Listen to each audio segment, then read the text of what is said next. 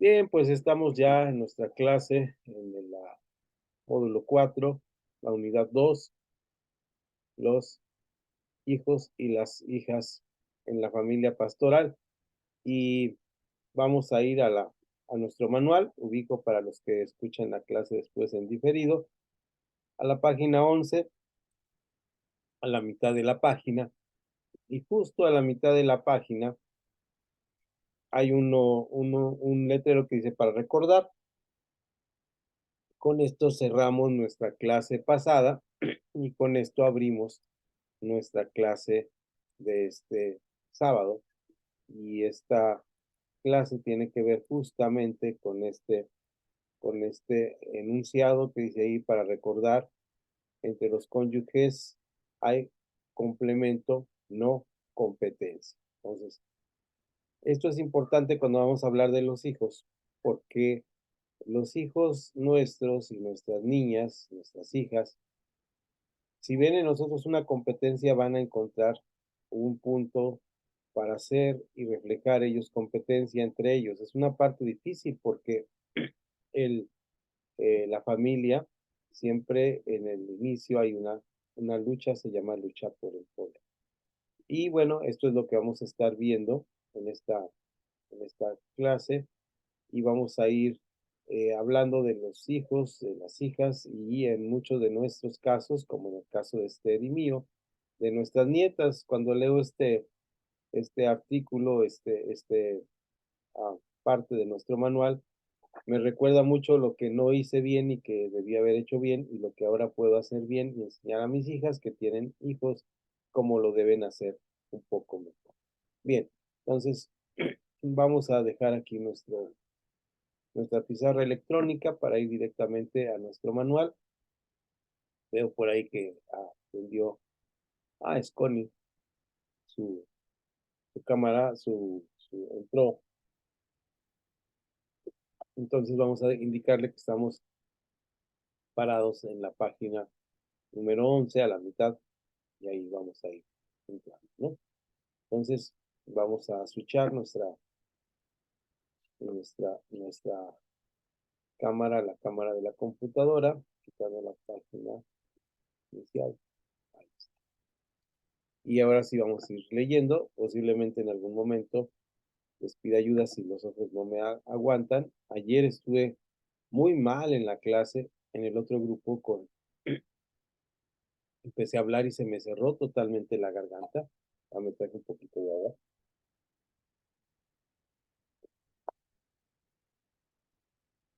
para evitar ese tipo de cosas. Hoy me siento mucho mejor cada día que pasa. Recuerden que hace 8 días en la clase empecé con gripe. Me duró hasta el miércoles y ya se me quitó, pero no se me quita la gripe, pero no se me quita lo mormado y en la garganta. Y hoy salimos un poquito y fue un poco complicado el regreso en el autobús con el frío. Pero bueno, ahí vamos. Unidad 2. Los hijos, las hijas. El hijo o hija es un ser humano con conciencia propia que ha sido engendrado biológicamente por un hombre, padre, y una mujer, madre. También un matrimonio conforme a la legislación vigente en un país puede adoptar hijos e hijas. Eso es importante, ¿no? Los dos son realmente hijos y eh, pues tanto es un hijo biológico como es un hijo que es adoptado o adquirido y pues se necesita más valor para esto. El hijo natural se le quiere, se le ama mucho. El hijo adoptado se le ama más porque se le reconoce como parte de una familia. Reflexionemos juntos sobre estas oraciones. ¿Qué opiniones tenemos? Voy a mencionarlas y si ustedes quieren opinar algo, estamos abiertos para las opiniones. Aquí las respuestas no son correctas o incorrectas, sino son opiniones. Es decir, esto nos va a abrir, como decimos, abrir boca, ¿verdad? Como cuando nos sentamos a comer, que tomamos el aperitivo, lo primero que comemos es para ir que se vaya despertando nuestro apetito en lo que vamos a ver. Eh, Dice el primer enunciado, fíjense bien cómo dice. No hay hijos sin padres, ni padres sin hijos. Ese es el primer enunciado. ¿Qué piensan? ¿Es una realidad esto o no tiene ningún sentido esto que está diciendo? ¿Qué piensan ustedes? A ver si ahí pueden opinar. Pues les agradezco, si no seguimos adelante. ¿Qué opinan? No hay hijos sin padres, ni padres sin hijos. Adelante, creo que José va a tratar de... Yo opino, si me oyes bien, Ujú. sí puede haber hijos sin padres y padres sin hijos, Ok, porque lo podemos hablar en otro sentido. excelente, sí, es una buena opinión. Sí puede llegar a ver, aunque cada hijo tiene que tener un padre, cada padre tiene que, si es padre, tiene un hijo, pero hay hijos que no cumplen con esta responsabilidad, ni padres que cumplen con esta responsabilidad. En ese sentido, es muy, muy, muy importante tu opinión, porque lo que se trata aquí es de ser mejores padres y mejores hijos, ¿no? Eso es uno. Los hijos no son propiedad de nadie. ¿Qué opinan de eso?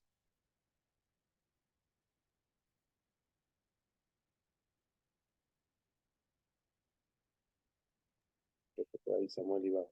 Ahí lo podemos ver que exacto, así no son propiedad de nadie, simplemente pues, lo que tenemos en conocimiento es que son de Dios, ¿no?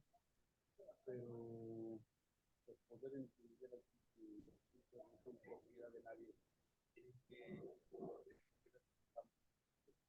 Fíjate que se oyó muy bajito, Sam. Si puedes volver a repetir la última parte. La primera parte, que sí son propiedad de que se entendió, pero la siguiente parte son propiedad de Dios, sabemos que son propiedad de Dios, pero la siguiente parte ya no la alcanza a escuchar. ah, lamentablemente después son propiedad, pero de sus propios malos, ¿no? Ah, ok. Ujú.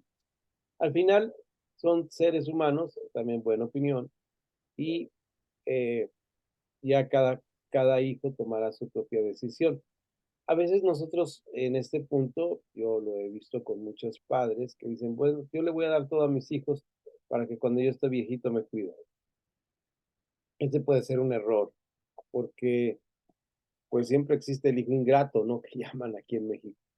Este, los hijos ven por su propio destino, camino, y así es como son. Y por último, los hijos son la misión de los padres. Pues sí, ese es un enunciado que ahorita vamos a ver cómo de alguna manera tenemos esta misión. Vamos al siguiente oración que tiene que ver con nuestra introducción.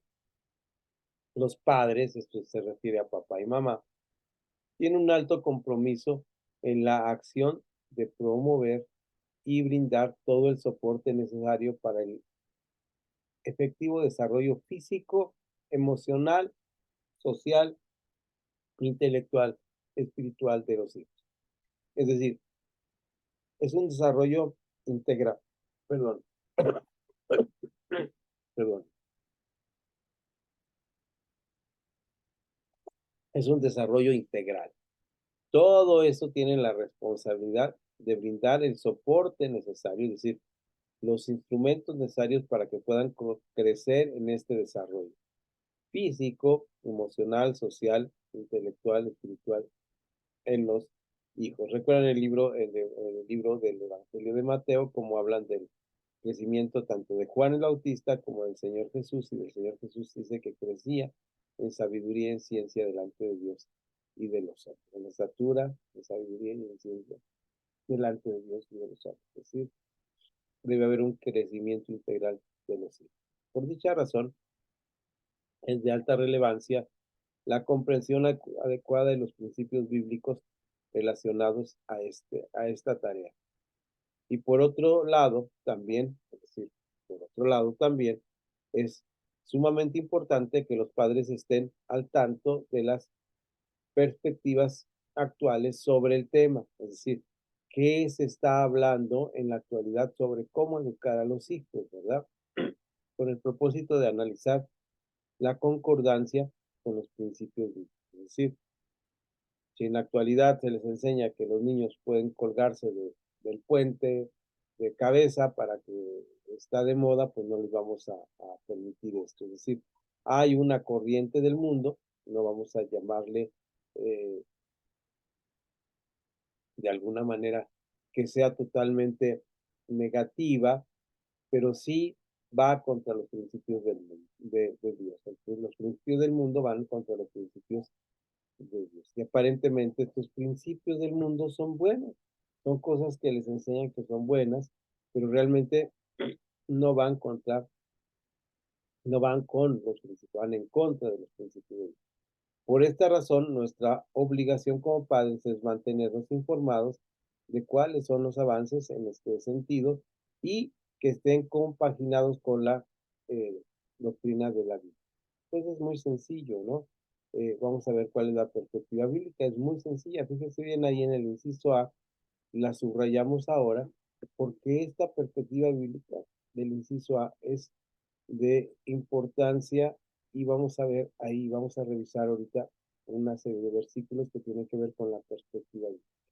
No es la perspectiva del Instituto Aquila y Priscila, no es la perspectiva de una denominación o de una corriente de la iglesia, sino es la perspectiva de lo que nos habla la palabra de Dios.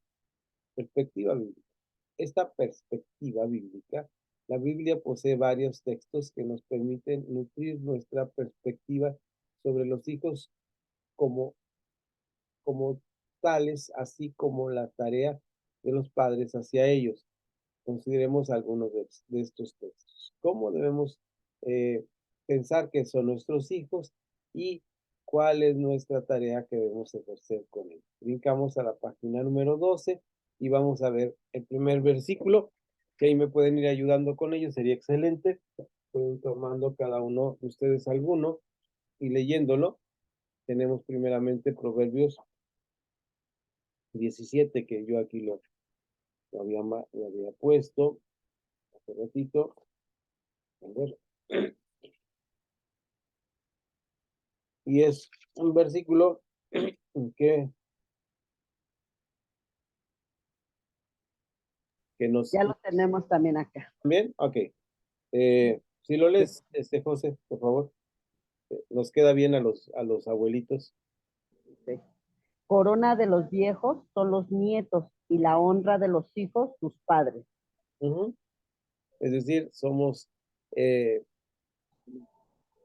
como nos sentimos muy a gusto con ellos, ¿no? No sé si a ustedes les pasó, José y Samuel, pero es bien bonito tener hijos, es una cosa extraordinaria, maravillosa, pero hay tantas preocupaciones, ocupaciones con ellos, que a veces no los disfruta uno como disfruta a los nietos, ¿no?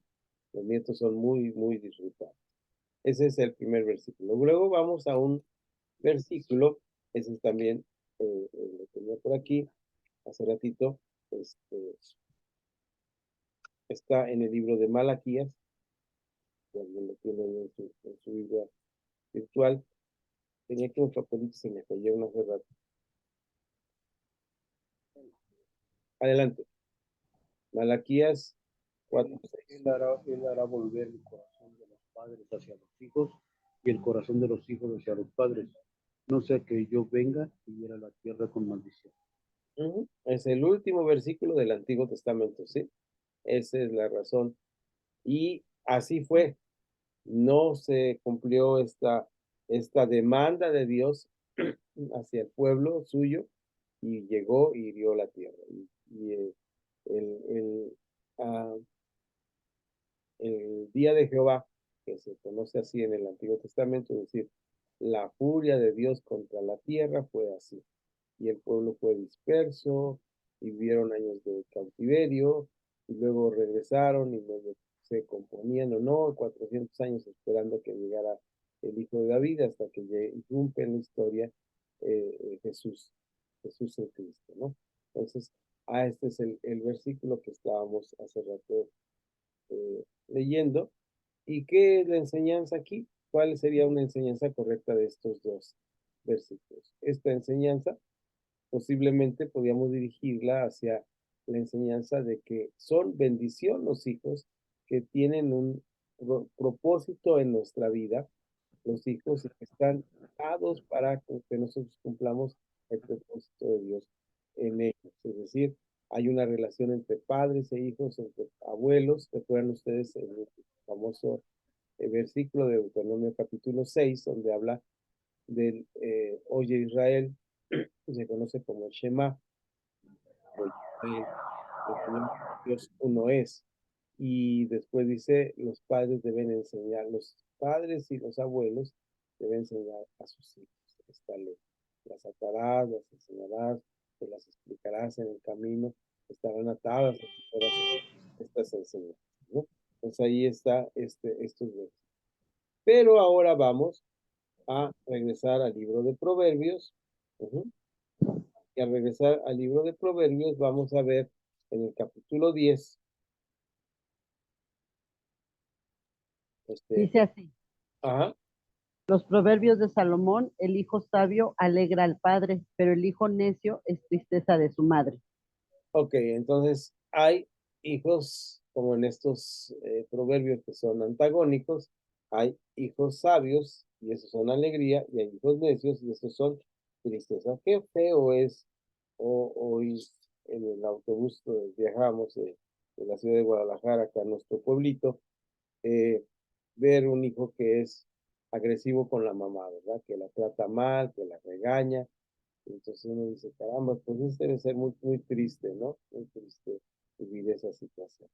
El hijo sabio alegra al padre, pero el hijo necio es tristeza de su madre. Entonces, ahí está esta enseñanza bíblica.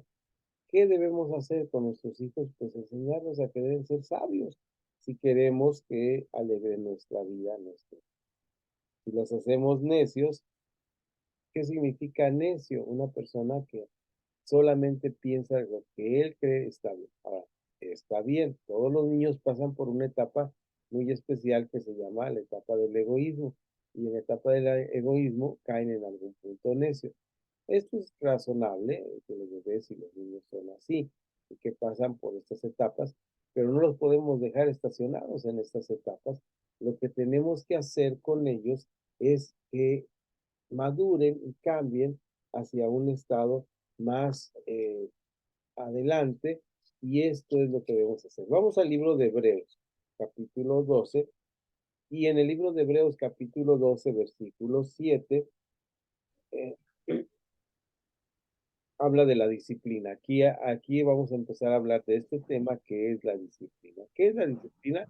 Es para que el hijo no sea necio, debemos disciplinar. Y dice 12:7, si soportáis la disciplina, Dios os tratará como a hijos, porque, porque, ¿qué hijo que es aquel a quien el padre no disciplina? ¿Sí?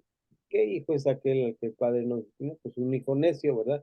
Que va a ser amargura para su madre.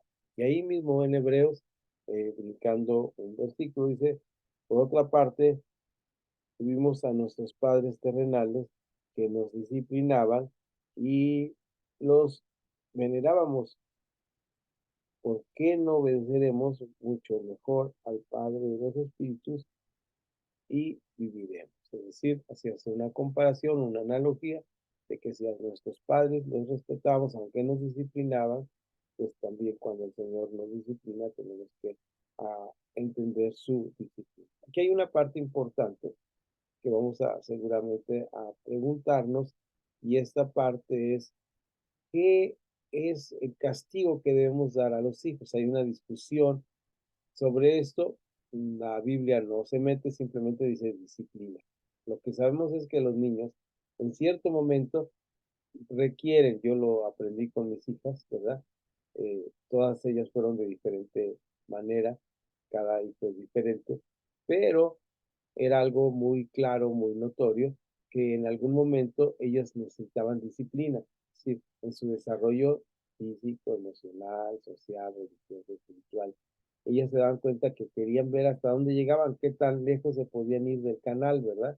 Qué tan lejos podían llegar de lo que les decíamos. Entonces, pues ellos corren o brincan o hacen cosas porque así piensan que es lo correcto, pero no es así. Vamos ahora al libro de Lucas, nos regresamos al Evangelio de Lucas, por favor. Y en el capítulo 11, vamos a ver, ¿alguien lo tiene por ahí? Oí que Sí, alguien. creo que ya. Sí, 11. sí, 11, versículo 11, 11. Amén. ¿Qué padre de vosotros, si su hijo le pide pan, le dará una piedra? ¿O si pescado, en lugar de pescado, le dará una serpiente? Muy bien. Entonces, la naturaleza, la enseñanza aquí bíblica de los padres y los hijos y de los papás que tienen la pastoral es que nuestras actitudes son de bondad hacia nuestros hijos. Tenemos que ser bondadosos con nuestros hijos. Les damos porque los amamos, no porque esperamos recibir algo de ellos después, cuando seamos viejitos, que nos cuiden. De ninguna manera, los amamos porque así es nuestra naturaleza de amor hacia los padres. Vamos al versículo del capítulo 12, brincamos un capítulo, pero muchos versículos, porque es hasta el versículo número 53. No es el último versículo del capítulo, el capítulo de Lucas es extremadamente largo. Dice, estará dividido el padre contra el hijo, y el hijo contra el padre, la madre contra la hija y la hija contra la madre, la suegra contra su nuera y la nuera contra su suegra. Muy bien, está hablando de un pasaje profético, todo el capítulo 12, y nos está hablando de cómo van a ser ciertos momentos en la historia de Jerusalén. Esta profecía de Jesús pasa 20 años después de lo que había sucedido, pero aquí nos habla una enseñanza bíblica acerca de la familia, que es, no puede estar la familia dividida, tenemos que estar unidos. Esto es muy interesante porque qué bonito es vivir en una familia donde hay unidad, donde hay armonía, donde todos cooperamos y ayudamos los unos a los otros. Es parte de lo que nos enseña lo que es ser familia. Es muy bonito estar en familia, ¿no es cierto? Es agradable. Por eso vienen ahora las fiestas donde nos gusta mucho, no porque digamos que Jesús nació en esta fecha específica, naturalmente en los tiempos de Jesús no se registraba. Perdón, los nacimientos así como ahora. Es una razón que las primeras iglesias de los primeros siglos apuntaron hacia esta fecha por las festividades que tenían los romanos y el cambio de estación. Y cuando ellos creían en su mitología y en todo esto, que el sol parecía que iba muriendo, ahorita se dan cuenta cómo el sol cada vez las tardes son tristes, ¿no?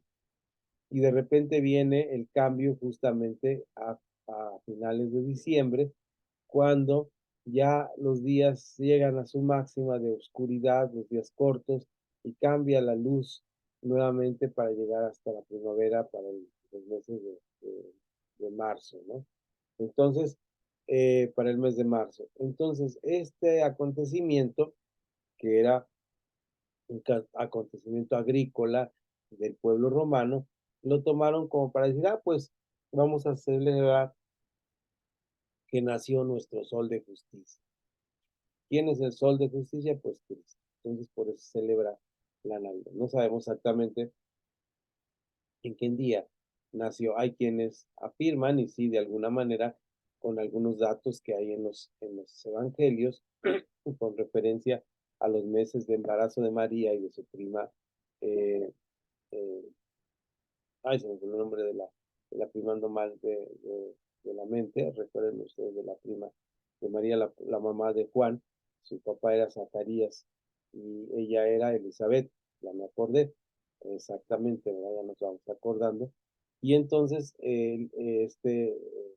Zacarías oficiaba en cierta clase del sacerdocio de Abías, ¿verdad? Y entonces esta tenía una fecha en el calendario judío y cuando después de esto fue que concibió a su esposa Elizabeth a Juan, y entonces podíamos contar si la visitó en el sexto mes, podíamos contar más o menos en qué mes nació, no el día, pero más o menos la época del año en que nació posiblemente Jesús, porque pudo haber en esta cuenta que hacemos así tan fácil, pudo haber una serie de factores grandes, ¿verdad? Y entonces puede haber variado mucho tiempo. Lo cierto es que posiblemente no podamos saber, pero nosotros festejamos esta fecha en diciembre. ¿Y qué importancia tiene la fiesta de Navidad? Pues es la fiesta del nacimiento de Jesús, que nazca en nuestro corazón, es lo importante, y que reúne a las familias, ¿no? Sobre todo en nuestra cultura latinoamericana, es una fiesta donde se reúne a la familia, donde la familia tiene unidad. Y qué importante es la unidad de la familia, porque como dice en esta profecía de lo que iba a venir después, en Lucas capítulo 12 que leímos, pues qué triste es que todos estemos divididos. Regresamos por último a revisar algunos versículos del libro de Proverbios antes de regresar a los evangelios y vamos viéndolos. Están en orden, o sea, caminando hacia adelante, así que podemos ir al primero, que es Proverbios 19. Y aquí en Proverbios 19, versículo 18. 18, tenemos esta declaración que dice, fíjate bien, y aquí vamos a entrar a la discusión de esto. Y dice, castiga a tu hijo en tanto que haya esperanza, mas no se apresure tu alma para destruirlo. Este versículo tal vez sea la enseñanza más importante. Cuando nosotros castigamos, castigamos no para matar a la persona, destruirla, lastimarla. Esto, yo he tomado este versículo para hablar de un tema que voy a hablar aquí. ¿Cómo debemos castigar a nuestros hijos? Bueno, de acuerdo a la sociedad donde vivimos, de nuestras propias familias, y a veces el cristianismo impone ciertas reglas, ¿verdad?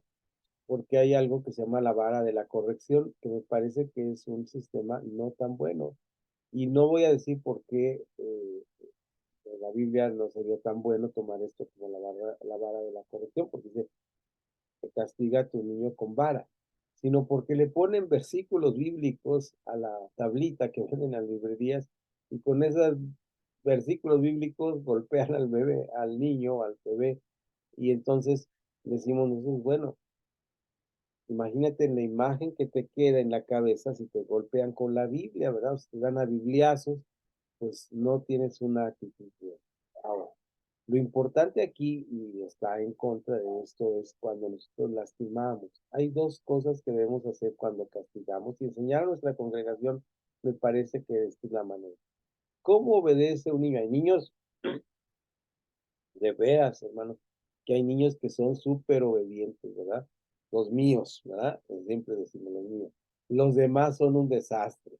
Entonces, cuando tenemos niños que son un desastre, una de nuestras hijas, no les digo quién, porque estamos también entre familiares, fue un desastre.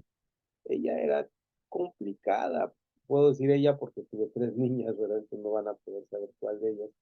Ella era realmente complicada y recuerdo que me decía, pégame, al fin no me duele, ¿verdad? Ese era el reto que ella decía y tenía unos poquitos años.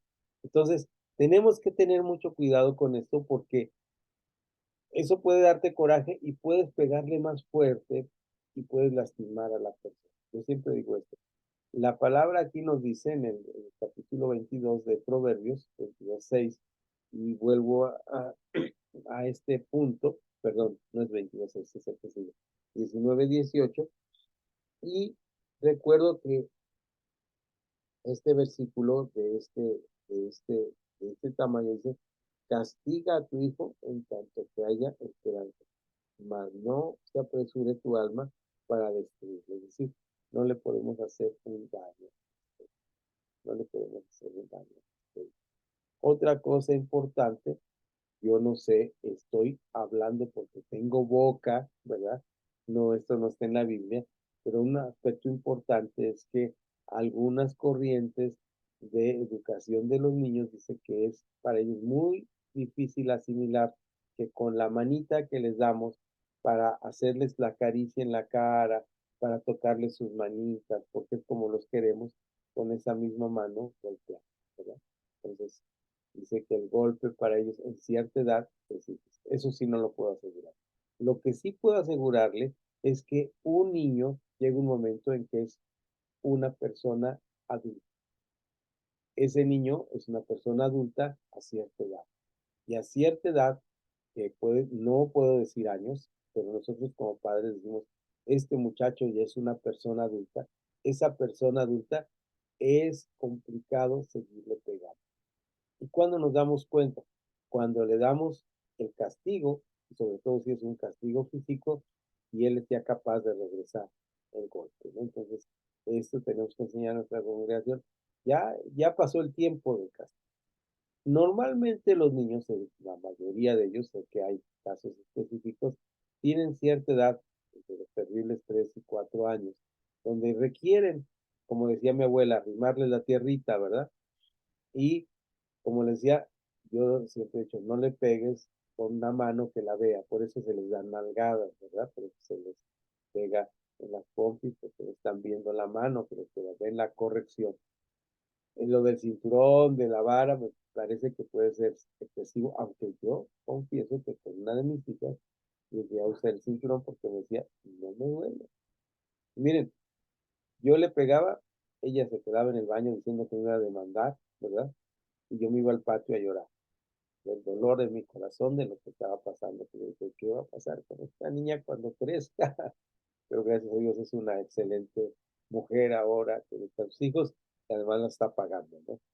Porque todo lo que haces la pagas. Entonces, ten cuidado cómo tratas a tus hijos y aprende cómo debe ser esta corrección de acuerdo a Proverbios 19. Ahora sí vamos al otro que también es interesante y ahí estamos ahora sí hablando del siguiente tema que se enlaza bien, porque dice, ¿cómo debe ser la corrección? No es tanto con vara, eso es cuando ya llega a este extremo de necesidad que ellos lo están pidiendo. Ese es el versículo 22:6, que si no lo recordamos de memoria, dice, instruye al niño en su carrera y aún, lo estoy leyendo de memoria, pero si me equivoco, y aún cuando fuere viejo, no se apartará de él. Instruye al niño en su camino, ¿verdad? Dice carrera, hace rato, estoy versando, instruye al niño en su camino y aun cuando fuere viejo, que no se apartará de él. Aun cuando llegara a crecer y a madurar, va a seguir aprendiendo. Entonces, más que corregir con fuerza física, debemos instruir. Es mejor prevenir que lamentar, ¿verdad? Es mejor instruir a nuestros niños. Qué bonitos son nuestros niños cuando son educados, ¿verdad? A mí me da tanto gusto ir a comunidades de fe, a iglesias donde se ve que los niños, se ve la diferencia entre los niños de la iglesia y los niños que no son de la iglesia. El que se les dé clase de escuela dominical, el que se les está hablando del amor de Dios, hace niños distintos. Niños bien portados que se reflejen en sus calificaciones en la escuela, en su comportamiento delante de otros niños. Cuando vienen mis nietas aquí y juegan con los niñitos de la calle, yo le digo a mi esposa, hay una diferencia entre nuestras hijas, que además son más bonitas, más inteligentes, más guapas, todo eso, pero además están educaditas y son lo que llamamos ahora políticamente correctas. Es decir, todo lo hacen con actitud de no lastimar a otro, hablan con prudencia de las cosas, tienen empatía, todo esto se toma del cristianismo mismo que está hablando de esto. Y entonces vamos ahora sí a Proverbios 29, donde vemos acerca de los hijos, cómo debe ser esta acción de los hijos. En cuanto a la vara, ya hablamos, ya no voy a hablar ahora de la vara, ¿verdad? De la vara de corrección, pero aquí sí nos dice algo importante. La vara y la corrección dan sabiduría, más el, más el muchacho consentido avergonzará a su madre. Es decir, es necesaria la corrección. Me parece aquí que no es específicamente o no físicamente que tenemos que ir al monte a buscar una vara para darles un varazo, pero hay maneras de hacer castigos y a veces físicamente también hay que arrimarles la tierrita. Me parece que los objetos que golpean y pueden lastimar no deberían ser parte de nuestro amor y nuestro cuidado porque podemos estar generando violencia. Pero ese es mi punto de vista. Si usted castiga a sus hijos así y cree que es lo correcto, adelante. Y si dice este versículo, adelante. Pero aquí es el famoso versículo de la vara. Y más adelante dice, corrige a tu hijo y te dará descanso, y dará alegría a tu alma. Corrección, ¿verdad?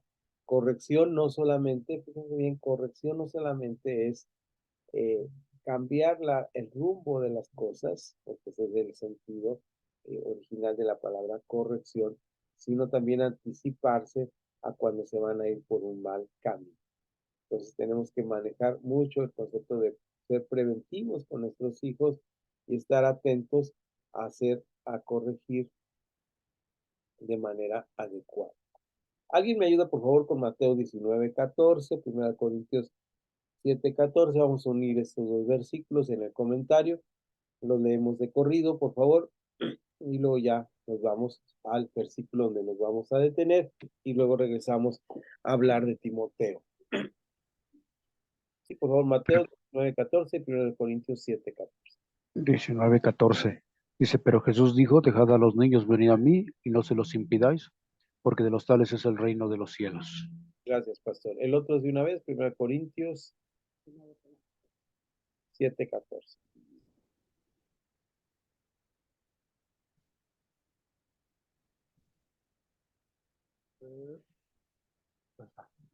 Dice, porque el marido incrédulo es santificado en la mujer y la mujer incrédula en el marido, pues de otra manera nuestros hijos serían inmundos, mientras que ahora son santos. Ok, entonces los niños son cristianos, son buenas personas y no debemos pensar que están separados del amor de Dios. Él los llama a ser suyos y los niños son parte del reino de Dios. El reino de Dios es de los niños y el reino de Dios es para ellos. Entonces, están en esta etapa de donde nosotros podemos afianzarles correctamente en el camino. ¿Cómo lo debemos hacer? Con nuestro propio ejemplo. Regresamos al Antiguo Testamento. Si quieren, nos vamos. Es un versículo bastante conocido de Deuteronomio. Recuerdan que Deuteronomio significa segunda ley. Es interesante eh, este, este tema, porque en este libro les instruye cómo van a estar en la tierra de Israel, cómo van a regresar a la tierra de Israel, ¿no? Cómo deben regresar a la tierra de Israel y es la manera que deben hablar y el capítulo 6 a sus hijos para instruirles. Dice, así van a regresar, van a tomar esta tierra de donde salieron sus antepasados. Ustedes crecieron en Egipto o varias generaciones, ahora regresan a la tierra para tomarla por posesión. Pero tienen que hacer algo muy importante. Tienen que ser verdadero pueblo mío. Este es el primer sentido de comunidad o de congregación. No es el individuo, no es yo solo, sino el pueblo el que importa porque es el pueblo de Dios. Esto es importante, el pueblo de Dios. A veces pensamos que Israel es propiedad de Dios, no es así. Es el pueblo de Dios y el pueblo de Dios tiene que comportarse a la altura de ser pueblo de Dios, propiedad suya. Dice, este pueblo es mi propiedad, ¿sí? Ellos son míos. Entonces, yo los escogí a ellos, no ellos a mí. Eso es importante entender. Entonces, vamos a ver ahí en el Deuteronomio 6, a ver si podemos verlo aquí. Dejen ver si puedo regresar. Porque me gusta un dibujito que se me olvidó subir, pero que ahorita lo podemos buscar rápidamente si nos regresamos a nuestra pantalla electrónica y que ha puesto bajado, lo bajé, pero se me olvidó que lo iba a subir. Ahí lo vemos. Vean ustedes cómo tenemos les he comentado que en español escribimos de y leemos desde nuestra izquierda hacia nuestra derecha. Los hebreos escriben al revés el hebreo. No tenemos que saber hebreo, pero podemos saber algunas letras. Esto es la letra S, esta es la letra M y esta es la letra I, ¿verdad? I. esta dice Shemai, Shemai, Shema, y luego esta es la J, fíjense cuando Jesús dice lo más pequeño de la ley, voy a ponerlas grandes porque quieren ahí, que lo pone chiquito, la, la letra que tenemos ahí, esta letra es la letra J, recuerdan que dice ni una J ni una tilde, ¿verdad? Y es la letra J que suena como I, luego otra letra S, vean, como la primera S, ¿verdad? Estamos hablando de izquierda a derecha. Déjenme regresarme para acá porque aquí lo puedo, oh, acá está, está. Estamos hablando de aquí de donde están mis lentes para acá, caminando para acá. La primera letra, la que tiene tres patitas, es la letra S, la siguiente es la M, y la siguiente, las tres letras son la A, Shema. Luego, donde está una como comita, ya son más letras, son 1, 2, 3, 4, 5, es Israel, ¿verdad? Se vuelve a repetir, is, luego la R, la A, esa letra que está ahí, es la primera letra del alfabeto, en hebreo se dice diferente alfabeto, naturalmente, estoy diciendo en español, y esa es la Aleph, esa que está ahí, acá arriba, este lado, ahí, aquí, esa de aquí abajo de mi dedo, ahí va, ahí va, ahí va, Maestro Naum, llame. pensamos que éramos nosotros con estas cositas, pero creo que estoy muy bajo su volumen. Ok, voy a subir un poquito más mi voz. Rosy, ¿me escuchas bien? Ya un poco mejor. ¿Ya? Entonces, voy a tratar de... ¿Cómo andas por ahí, Connie? Perdón, te dije Rosy, es Connie Rosas. Connie, ¿cómo me Sí, escuchas? sí lo escucho. Sí, me escuchó. Entonces voy a Sí. subir un poco más. Entonces vemos esa letra de las caminando, dijimos caminando, acá estoy, caminando para acá, ¿verdad? Para acá, para acá, para acá, la A, la L, y por último la L, ¿verdad? Entonces, ahí está. ¿Qué significa este versículo? Pues es algo muy importante que tenemos que reconocer. El Shema es oye, la palabra Shema es oye. Por eso, mi estimado pastor Samuel se llama así, porque el personaje bíblico de donde viene su nombre le decían Shema, ¿verdad? Shema, oye. ¿Recuerdan que le hablaba a Dios, verdad? Ese es su nombre, Shema, Shema. Ese nombre, Samuel, viene de esta palabra, escucha, el que escucha. Samuel es el que escucha la voz de Dios. Bien, regresemos al versículo de Deuteronomio 6, donde hay estas palabras de Shema Israel. Saben que yo les estaba diciendo cosas que ustedes no veían. Pido una disculpa.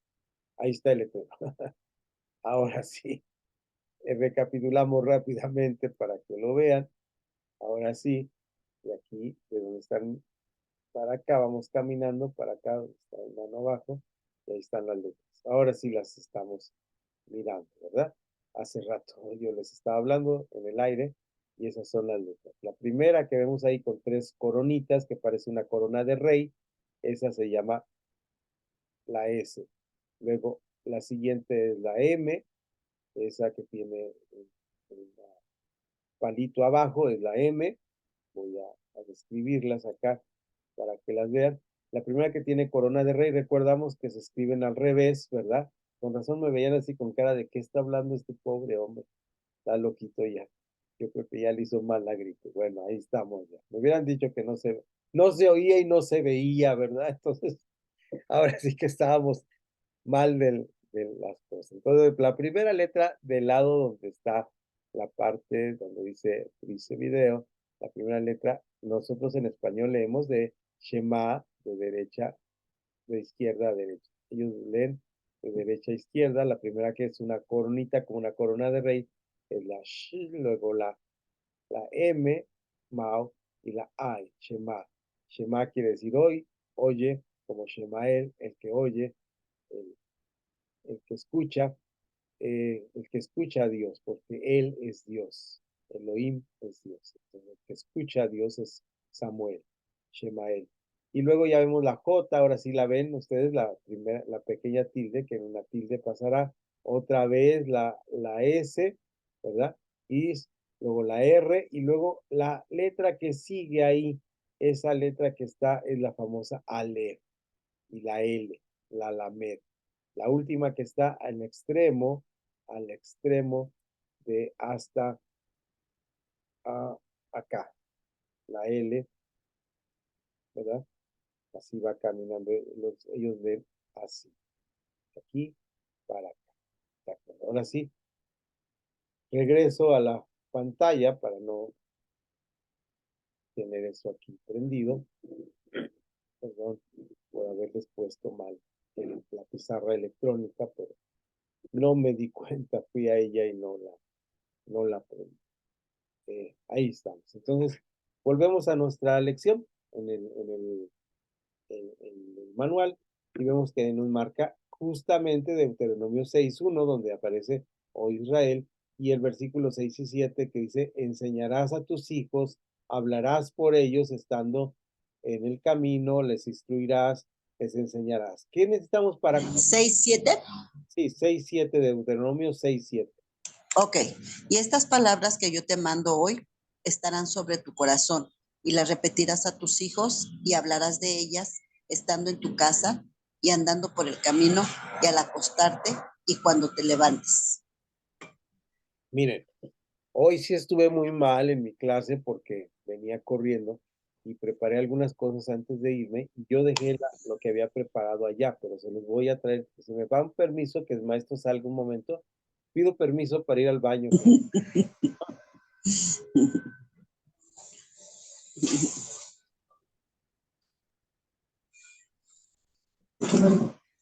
Conchita, ¿estás ahí?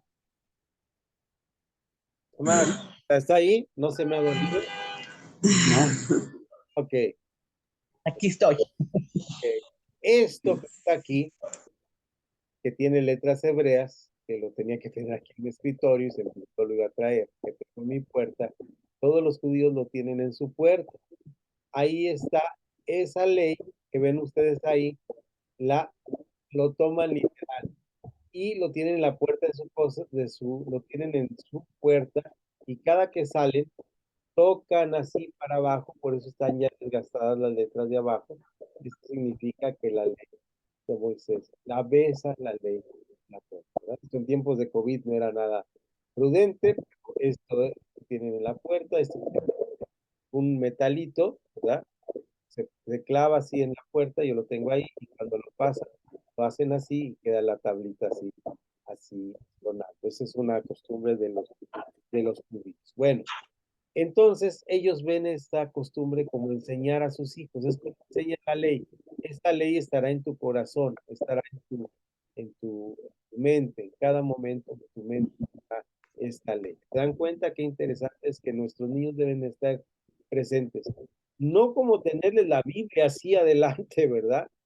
Sino, dice, la atarás a tu cuello, la tendrás en tu corazón. Esto es que vivan la palabra de Dios, la tienen que vivir, silenciarse un poquito, ¿verdad? Que me escuchen mejor porque ya estoy bajito. De repente empiezo a hablar. Cuando pase eso, por favor, háganme así, que suba. Nosotros nos vamos a sentar tantito, cambiarnos a la camioneta, porque hay mucho ruido por acá. Ok, no hay problema. Podemos hacer una pausa, ¿está bien? Muy bien.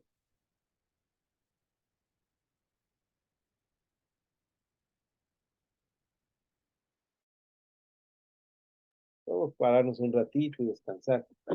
Ya vamos al final de la clase, pero vamos a esperar que nuestros hermanos se acomoden bien.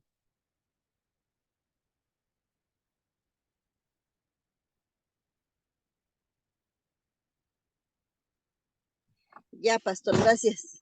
De nada, de Pastor nada. maestro. Gracias. Sí, ahí está. Ahí está más silencioso, ¿verdad? Ujú.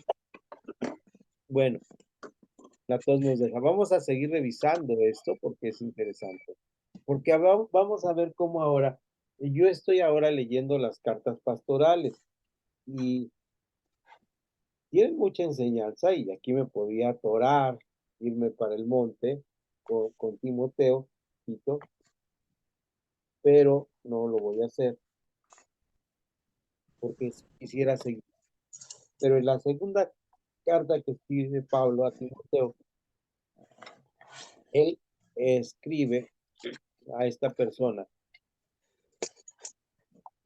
es su discípulo, y en el capítulo 3:15 de segunda, nos habla de cuál es la experiencia de este muchacho. Este muchacho había sido enseñado por su abuela y por su madre, que eran judías, su padre era griego, pero habían sido enseñados, dice, eh, y dice, voy a leer desde el 14 para que se entienda bien el contexto, pero persiste tú en lo que has aprendido y te persuadiste, sabiendo de que, de- sabiendo de quién has aprendido y que desde la niñez has sabido las sagradas escrituras. Es decir, debemos enseñar a nuestros hijos y a nuestros nietos este trabajo, ¿no? Así lo dice el Deuteronomio, donde leyó hace rato la pastora, leyó esta parte donde dice, enseñarás a tus hijos y a los hijos de tus hijos. Es decir, esta es nuestra responsabilidad también como abuelos, enseñar de esta. Regresamos ahora al libro de Marcos, que es un evangelio corto. Y si lo tiene por ahí, me ayudas, por favor, Pastor, Josefina, pastora Josefina, Marcos 10:14. Sí. Adelante. Viéndolo Jesús se indignó y les dijo, dejad a los niños venir a mí y no se los impidáis, porque de los tales es el reino de Dios. Ok, entonces de los niños es el reino de Dios y no debemos impedírselo. Después de ver esta manera de no impedir a los niños que estén a los pies de Jesús, recuerdan que le llevaban niños para que lo tocaran, para que lo bendijera, y los discípulos quieren apartarlos de ellos, y entonces es esta manera. Y vean ustedes este proverbio. Este proverbio es muy interesante. El proverbio realmente empieza en el capítulo 12, versículo 28. Dice, en el camino de la justicia está la vida, y sus caminos, y en sus caminos no hay muerte. El hijo sabio recibe el consejo del padre, mas el burlador no escucha las reprensiones. El burlador no escucha las reprensiones. Y la parte primera de este proverbio, del camino de la justicia hasta la vida, dice, el hijo sabio recibe el consejo. Siempre es importante que nuestros niños, que nuestros adolescentes sepan que podemos aconsejar, que lo que les decimos no es por molestarles, ni por cambiarles la vida, ni por estorbarles, sino porque es un consejo para que la vida que ellos tengan sea una vida de camino de justicia, porque en este camino de justicia está la vida. Lo que tenemos que enseñar y aconsejar es la justicia. ¿Qué es la justicia? Lo que es recto, lo que es correcto, lo que está bien. Tienen que entender claramente aquí en esta enseñanza de Proverbios 13:1, aunque yo tomo el versículo anterior porque nos preguntamos, bueno, ¿qué es el consejo que vamos a dar? Porque pues aconsejar, cualquiera puede dar un buen consejo o un mal consejo, pero aquí el consejo es, sigue lo que es justo. ¿Qué es lo justo? Lo que es correcto, lo que hace bien. El niño tiene que entender claramente la distinción entre el bien y el mal. Los adultos, nosotros los cristianos, tenemos que entender claramente la distinción entre el bien y el mal. Y una vez que entendemos esto, fíjense cómo han ido caminando los versículos, podemos ir a la epístola de Juan, a la tercera epístola de Juan, que realmente es un solo capítulo, y Juan escribe en este capítulo, antes de llegar al libro de Apocalipsis, esta parte que es interesante, que es una carta casi breve, casi es un Twitter, ¿verdad? Casi es un mensaje eh, así instantáneo. Se podría predicar sobre esto al famoso anciano Gallo, ¿verdad? Amado y querido en la verdad. Y cuando nos dice ahí, dice, amado, yo deseo que tú seas prosperado en todas las cosas y que tengas salud. Estoy leyendo desde el versículo 2 para entender. Eh, Así como prospera tu alma. Pues mucho me regocijé cuando vinieron los hermanos y dieron testimonio de tu verdad, de cómo andas en la verdad. Es un libro que a lo mejor, si usted quiere presumir a sus amigos, decir, fíjate que los libros de la Biblia, yo me sé un libro completo de la Biblia, es posible que nos la podamos aprender. Ya estamos viendo que es posible. Por lo menos en la versión 60 ya nos está dando sentido que podemos aprender. Y sé que andas en la verdad. No tengo yo mayor gozo que este, el oír que mis hijos andan en la verdad. Qué bonito le escribe a Gallo, ¿no? Fíjate, he oído que andas en la verdad y yo el mayor gozo que tengo es que mis hijos anden en la verdad. Qué gozo es que nuestros hijos sirvan en el servicio de la iglesia. No digo que si no sirven estamos mal o que hicimos las cosas mal, pero qué gozo cada uno de nosotros sabemos cuando nosotros les hemos formado y la palabra de Dios está haciendo efecto cuando cumplimos aquel versículo de 22 de Proverbios 8 que dice instruye al niño en su carrera, en su camino, y qué bien nos sentimos cuando esto está sucediendo. Qué bueno es escuchar que nuestros hijos, tanto biológicos como espirituales, están en este camino. Esto es lo que nos dice Tercera de Juan en estos 4 versículos que hemos leído. ¿Alguien me ayuda con segunda a los Corintios? No es Corintios, es en el Antiguo Testamento, perdón. Estaba ya pensando en que venía aquí uno de los... Segunda de Crónicas, pastor. Sí, sí, en el segundo libro de Crónicas, por favor. Este, Amén. ayúdame, por favor. Y todo Judá estaba en pie delante de Jehová y con sus niños y sus mujeres y sus hijos. Ok, vean ustedes cómo el pueblo está compuesto con esto. Una característica del pueblo de Dios es que hay una integralidad, ¿verdad? Esta integralidad es todos como tomamos parte. Se dieron cuenta qué bonito que a mí me impresionó mucho el día que estuve en la reunión que hicimos de Aquila y Priscila, que aprovechamos para dar una palabra para matrimonios. Invitamos a algunos amigos, amigas que pudieran estar oyendo la palabra para los matrimonios y pudo estar mi esposa. Qué bonito que había niños, había mujeres, había hombres solos y todos estábamos ahí felices y contentos, ¿no? Qué bonito que el pueblo de Dios somos todos, no es una parte, todos éramos parte de esa fiesta, todos éramos parte de esa alegría, no era una persona que estaba delante que decía lo importante, todos decíamos lo importante, todos había quien nos servían a las mesas, quien nos ayudaba, eh, todas las jóvenes que estaban ahí, nos ayudaban, fue muy bonito, ¿no crean ustedes? Que nos la pasamos muy bien, muy a gusto, y fue parte de esto era esta integralidad donde estamos todos, y que incluíamos a nuestros niños, ¿verdad? Que incluíamos a los niños que, bueno, ya luego que les dieron mucho chocolate, creo que rebotaban por las paredes, ¿verdad? Ya no sabíamos cómo controlarlos, pero fue bonito tener ahí a los niños en medio de nosotros, porque la familia es eso. La familia no somos papá y mamá, la familia somos abuelos, somos tíos, somos eh, eh, mamás, papás y también los niños. Entonces, los niños, nuestros hijos y nuestras hijas son muy importantes para esto. Bueno, después de esto, quiero regresar, me voy a saltar un versículo, luego les explico por qué, porque me parece que no entró ahí, pero si les entra la curiosidad, vayan a Joel 6, Joel 2:6, pero Proverbios 1:8, vamos a recordar en el primer capítulo de Proverbios, Vean ustedes cómo... Dice, ujú. oye, hijo mío, la instrucción de tu padre y no desprecies la dirección de tu madre.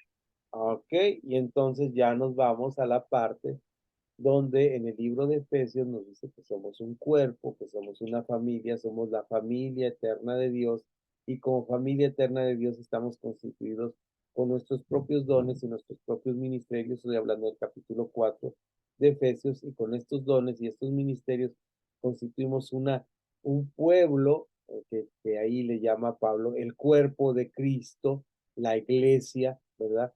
Los santos, los separados para Dios, pero que tenemos diferentes funciones. Vean ustedes, con esto voy a concluir, que queda muy bien.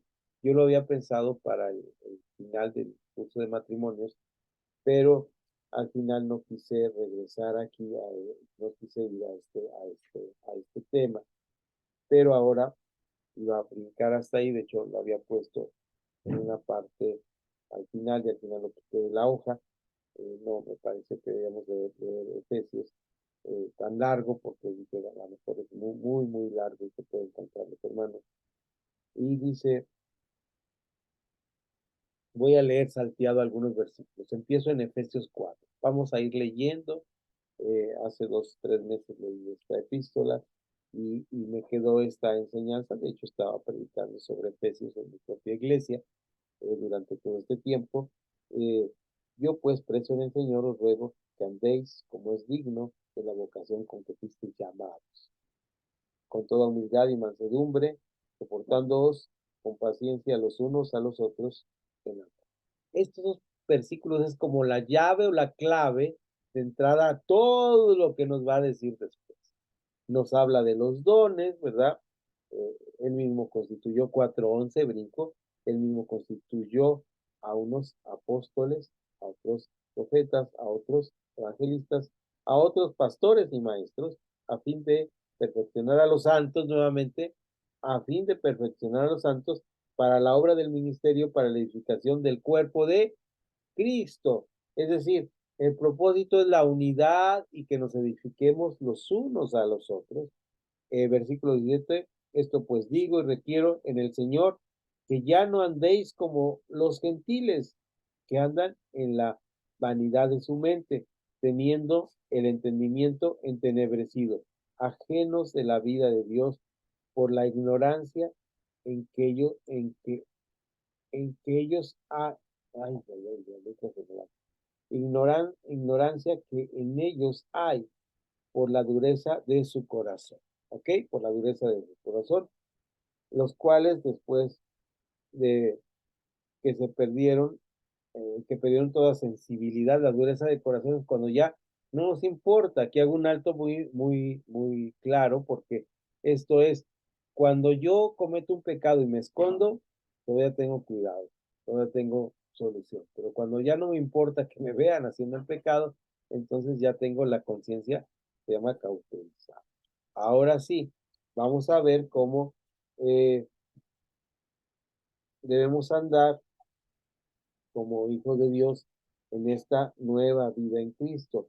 Y cambio hasta el capítulo 5, dice versículo 21. Esta es la parte importante que quiero revisar. Como hijos de Dios debemos andar de una manera muy especial que nos marca ahí eh, el Evangelio, y prediqué justamente sobre 5:1 el día antes del día de Halloween, porque era lo que nosotros llamamos la fiesta de la luz, porque dice, sed pues imitadores de Dios como hijos amados, y andad en amor como también Cristo nos amó, 5:1, y se entregó a sí mismo por nosotros, ofrenda y sacrificio vivo en olor fragante. Habla sobre los pecados, pero ni fornicación, ni inmundicia o avaricia, ni aún se nombre entre vosotros como conviene a santos. Dice, ni siquiera que lo hagan, ni siquiera se nombre entre ustedes. Eh, y esto es, debemos ser verdaderamente, eh, verdaderamente hijos de luz. Debemos andar en luz como Él está en luz. Ser imitadores de Dios como hijos amados. De tal manera, fíjense ustedes, cómo llegamos al punto en el cual dice ¿Cómo debe ver esto? ¿Cómo debe ser esto? En el 5:21. Ahí es donde vamos a empezar a hablar primero del matrimonio. Dice, someteos unos a otros en el temor de Dios, las casadas sujetas a sus propios maridos como al Señor, porque el marido es cabeza de la mujer, así como Cristo es cabeza de la iglesia, la cual es su cuerpo y él es su salvador. Así que como la iglesia esté sujeta a Cristo, así también las casadas lo estén a sus maridos en todo. Maridos, amad a vuestras mujeres, así como Cristo amó a la iglesia y se entregó a sí mismo por ella. ¿Qué dice aquí? En una sumisión propia, una sujeción propia los unos a los otros. Someteos unos a otros en el temor de Dios. Y ahora sí, vamos al capítulo 6, cuando dice, hijos, obedecen al Señor a vuestros padres, porque esto es justo. Honra a tu padre y a tu madre, que es el primer mandamiento con promesa para que te vaya bien y seas de larga vida sobre la tierra. Y ahora sí, el versículo 4, que es el que sigue, y vosotros padres, ¿sí? Fíjense cómo hay una correlación en un sometimiento mutuo, las casadas a sus maridos, los maridos amando a sus mujeres con sus propios cuerpos, y aquí algo muy importante. Y vosotros padres, no provoquéis a ir a vuestros hijos, sino criadlos en disciplina y amonestación del Señor. Bueno, qué maravilloso es esta parte. Ponemos rayita ahí a nuestra clase y dejamos el inciso B para dentro de 8 días. Entonces, elimino el anclaje. Nos vemos ahí todos. Ahora estamos 3 alumnos, un maestro excelente. Y le damos opción a nuestros queridos hermanos que vean el video hasta el final para que tengan la oportunidad de tener su asistencia. Les voy a escribir para que ellos puedan tener su asistencia. Y ya con esto termino.